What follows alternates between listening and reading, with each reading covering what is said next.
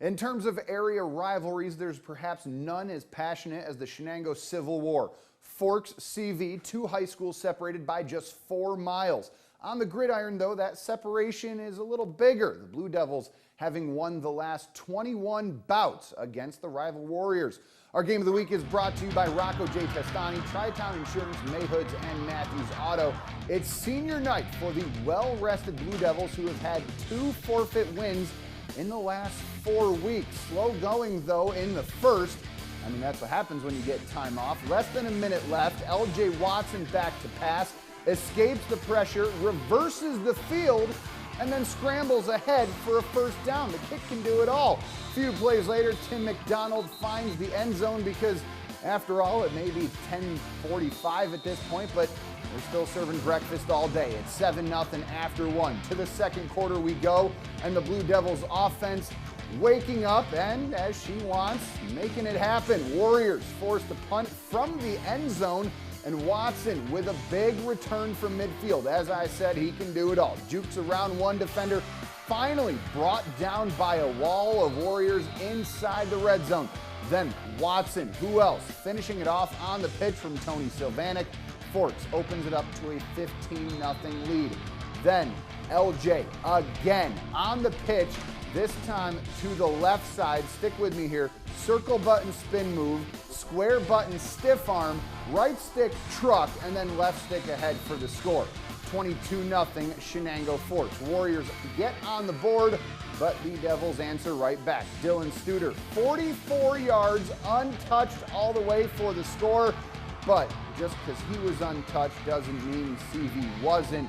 There's dirty laundry on the play, and what Vern Rowland says goes, and that one's coming back. But very next play, Watson again, 46 yards, more or less untouched all the way. More dirty laundry again, but this time that's against the Warriors. The touchdown stands. It's 29-7. We go into the locker room. To the third quarter, and Forks Nation feeling pretty good about picking up their 22nd straight rivalry win. That Blue Devil defense forcing yet another CV punt, and this one a line drive. Cody Lamond finding a few holes, taking it down inside the 20 before he's brought down by a swarm of defenders.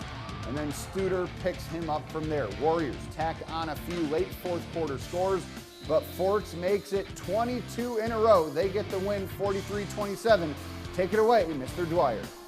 Thanks, Mr. Donovan. Yeah, I'm joined by the Blue Devils themselves, Big Tone, Tony Silvanic, and the chef, Dylan Studer. And guys, I'm noticing the hair. I mean, blonde hair. What's up with the new look? Well, that's something we just do every year to kind of honor the CV week. Last year we did Marine cuts, and the year before we did Mohawk. So we just like to mix it up to show some school spirit and kind of unite our team.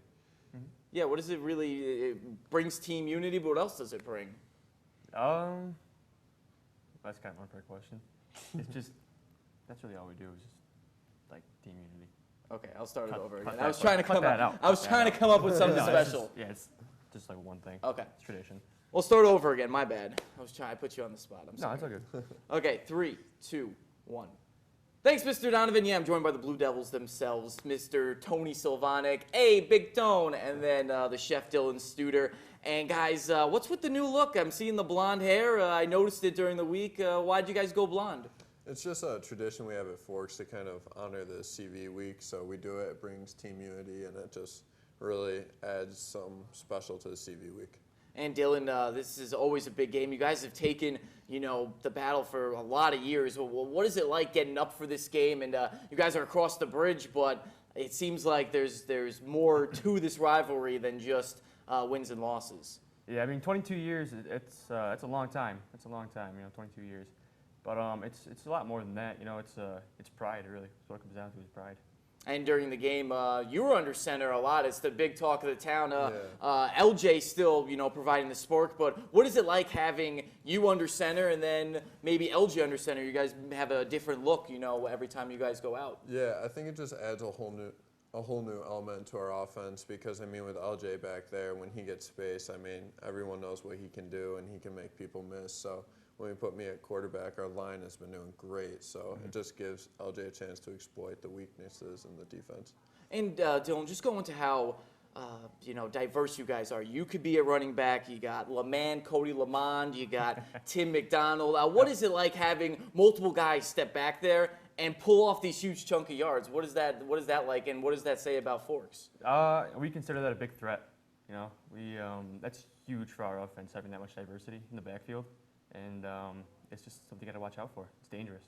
This team this year has had sometimes a few slow starts, but it's always that big play that puts you right back in. And just going to how now you're at the playoff push, how big plays like you had yesterday are going to help you down the stretch as you continue this playoff run. I mean, those big plays are really important, but also just having a quick start like we have the past 2 times we've played. I'd say past 2 weeks, but we've had forfeits now. So, but those big plays, I mean, they give us momentum. It gets everyone ready, and it's just really exciting and helps our offense. And just going to Dylan about the defense, how you guys were up for most of it, but kind of let down a little bit. You let CV score, 21 points in the fourth quarter. What do you need to do to clean up everything and finish strong like you always do? There's little things that we take care of. Little fundamental things like tackling and just wrapping up and stuff like that. But I mean, it's nothing serious. Once we take care of the little things, all the big things take care of themselves.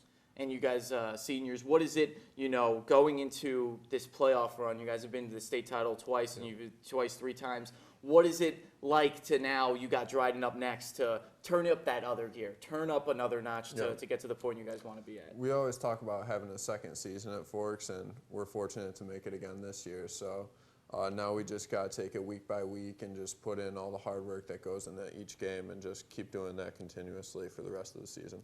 Now, last thing I'll ask is, Dylan, on the schedule is supposed to be Lansing, but now it's Dryden. Going into the playoffs, it seems like there's been a lot this season with forfeits and changing schedules. Staying on task, how do you stay on task and put out great effort in practice, when things change all of a sudden?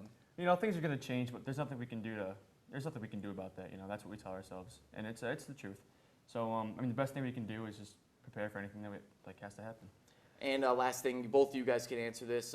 What stands out about Forks this year? What makes this team special that can put you guys back in the Dome in a few weeks? I think it's mostly that we just have so many threats. Our offensive line has been doing great. We have LJ, we have Dylan Studer, we have Cody Lamond, Tim McDonald. We just have so many people we can have so many people that we can hurt you with. That really makes us dangerous. I agree. Okay, don't forget our line too. Our line's a huge part. Line's been huge. I do agree with that. And these guys run the option, but we're going to go to the next segment after the break. No huddle coming up right after this.